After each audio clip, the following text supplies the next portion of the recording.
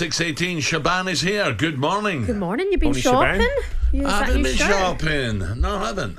He had an early night and he had to iron his shirt, didn't he, Mel? Early night, I was in the sports bar all day yesterday. It was just brilliant. Racing, golf. Oh, magic. what a day. Was. Magic. Same this weekend. It's a great weekend of sport with the end of the Premier League. We've got the big fight. You've got the PGA Championship. That's over on talkSPORT too. But looking at the back pages of the papers, a lot of plaudits for Leeds last night and their performance. I didn't expect that, by the way. Blew them away. Blew them away. It could have been a lot worse for Norwich too. So congratulations to Leeds.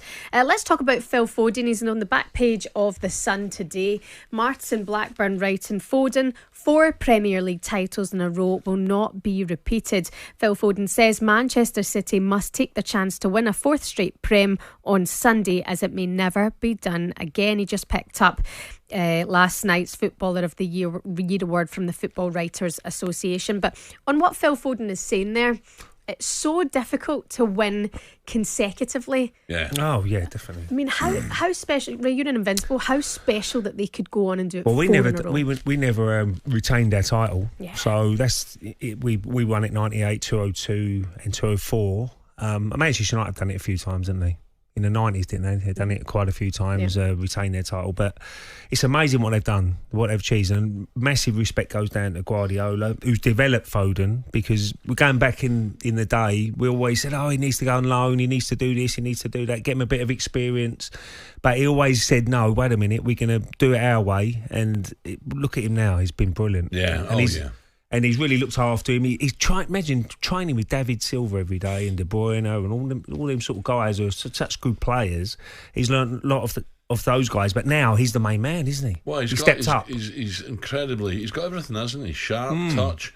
Wiry as well, you know. He can play anywhere. You can play him wide. You can play him in number 10 role when he's dangerous. So, of course, got the cup final coming up as well, and we hear today Shaw's out of the Euros. Yes, Shaw likely to miss Euro 2024. This is Ian Whittle, back page of the Times this morning. Luke Shaw is almost certain to miss out on a place in England Euro 2024 squad after the Manchester United suffered a setback from his injury. It's a thigh injury he's dealing with. Eric Ten Hag spoke to the media yesterday saying it's a little bit more complicated. They're hopeful Harry Maguire's going to be back. But how many weeks has been out, or months? It's been a long time, hasn't it? And I mean, United have suffered from injuries this season, but that left back situation then for England, is it Kieran Trippier? I mean, he's also in the papers today.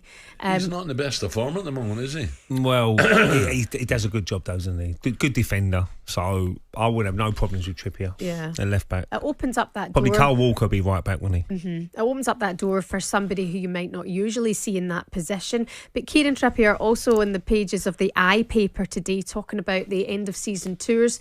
Newcastle flying out to Australia for a week before the Euros. You know, the left back. I don't like that, man. Honestly, I know it's a nightmare for players.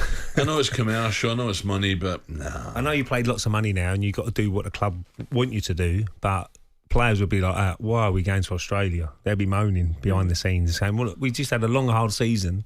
Now we got to go all the way to Australia. Yeah. Look, don't get me wrong, it's great for the fans out in Australia who don't get to see in the flesh players and the clubs itself. So that's great because they will fill the stadiums out and it'd be a great atmosphere.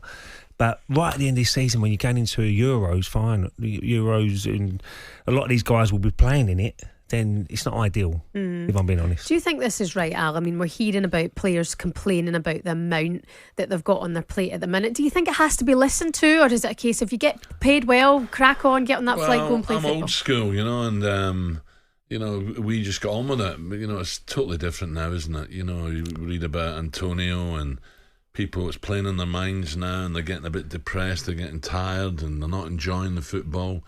But at the same time, you know, the riches that they get is frightening. Well, what do I say about that? The pitches have never been better. The more games you play, the more successful you are. Yeah. And you want to be going for trophies. So you're playing for something. I totally agree with what the end of season stuff. You know, when it's over and you're playing for money, really. The club is.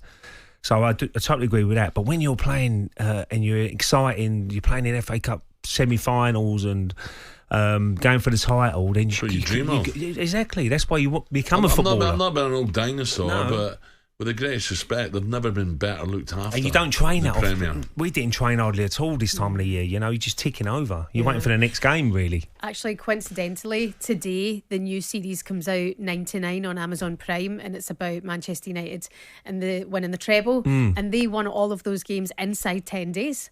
Yeah, exactly. But you're buzzing. Momentum. Imagine Nottingham Fergie's done saying, "Boss, look, the tired. I'm tired. Can you leave me out?" I know. You don't want to be left out, Al. I'll give you a lift home as well to Manchester Airport after training. I want to play every game because you're too worried about someone taking your position as well. They come in and they play really well, and it's hard for the manager then to say, "Well, wait a minute." But you can. Do we leave you out again? Absolutely, but you can understand with Trippier going, "Well, I want to be fresh for the Euros. I'm likely going to start in that left back totally position. Different what argument. If I get a knock? That's totally different argument because it's the end of the season. You're playing for nothing. You know what is the point? Al, you'll like this story inside the Mail today. It's a piece by Lewis Steele and Dominic King on Klopp's farewell to Liverpool and Anfield. It's all about the connection that he has with the city as the manager, the relationships that he's built, the friendships along the way, and how he's connected with the fans. As soon as you arrive in the city, it hits you. If you come by car, it's the graffiti on Queen's Drive that screams, "Klopp, you made us believe." Take one step out of Lime Street Station and you cannot miss the giant billboard of him with the quote, "I will never walk alone." It goes on to talk about the cafe, Jordi Porgy's cafe, where he's been seen having breakfast in the past. A brilliant story about a woman called Claire Lynch who bumped into him in Formby Beach without realising it was him, and the dog jumped up on Klopp, and he's been lovely to this dog and this lady, wishing her a good day. She's watching the game a week later and her husband going, "Oh my God, that's Klopp," and she was like, "Oh, I saw him on the beach the other day." And then the wife, Ula, Klopp's wife Ula, who gave in £1,000 worth of vouchers during the COVID pandemic to the local pub, to those who used to look after them, the relationships they've built. And I don't know if you've seen the clips this week on social media. I know you don't love your TikTok and Instagram, but him just standing in Anfield, taking it all in on his own, those final moments. He's a character. He's been brilliant. He can be strong, he can be warm, but he can be angry as well. He can, get into them. No, he's been great. He'll be badly missed, that's for sure. And whoever takes over, when the fella comes in, it's not going to be easy. It might take a while to get that trust and that support that Klopp's got. So he's been brilliant.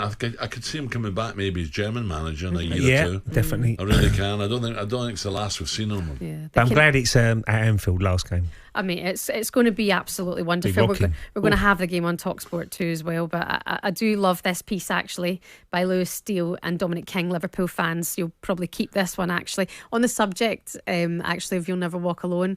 The Celtic Player of the Year awards the other night, Gordon Strachan got up on stage. He was talking about the connection that he will always have with Celtic for the rest of his life. He said he was in Thailand and this guy swam up next to him and said, "All right, Gordon, you'll never swim alone." As if he's always got that kind of wherever he goes. Al never drinks alone. I've got to stop saying that, by the way. It's just a Glasgow thing. But with Gordon, when Gordon played in that great Aberdeen side under Fergie, Celtic Rangers fans both used to give him pelters because he was that good. Yeah.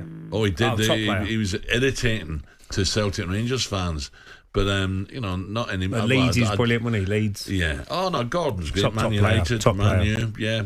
Energy. Fabulous. Oh, he was hilarious the other night. It was like he was doing stand-up. People don't understand him. He is funny. Very good crack. Also, front page of the Telegraph. Ray, we didn't get your thoughts on this yet. An exclusive piece by John Percy, Ben Rumsby and Sam Wallace. Wolves warn VAR loyalists. Wolverhampton Wanderers have warned the Premier League that it could be irrevocably damaged if clubs do not ditch the video assistant referee system. Ten Hag spoke out on it yesterday. He said Harry Maguire as well today. Yep, saying that he would like to keep it for offside only. Ten Hag saying we can't go back yet. It's come too far, but improvements need to be made. Where do you stand on this? Well, certainly improvements because week in, week out, we're talking about VAR decisions and what the rules are. What's a penalty? What's not a penalty? That's the problem we got. Whether we're going to put ex-players or managers into that little room as well, I think that would help, certainly, because a little bit more common sense at times comes into it. Me and Alan could see if it meant it or not, or it's been accidental. You know, and red cards ruin games sometimes, and you know, it's got to improve a lot, but it's not going to go anywhere. Yeah, 3,000. The problem is, I'd love to see it just scrapped, but he ain't going to do that. Well, 3,000 voters yesterday, 75% said VAR should be scrapped. Yeah, so I'm with amazing. Yeah. talkSPORT Breakfast, waking you up Monday to Friday morning from 6 a.m. on AM, on DAB, via the talkSPORT app and on your smart speaker. talkSPORT.